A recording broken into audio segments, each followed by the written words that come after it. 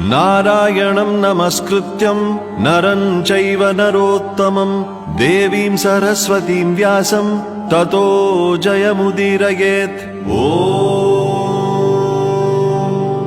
अथ सकल सौभाग्यदायक श्री विष्णु सहस्रनाम स्तोत्रम्।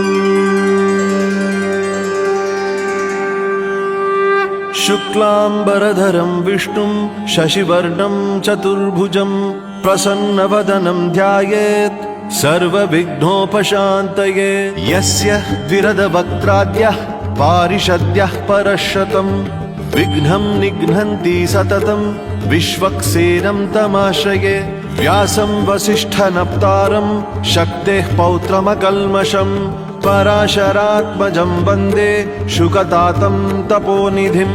व्यासाय विष्णुरूपाय व्यासरूपाय विष्णवे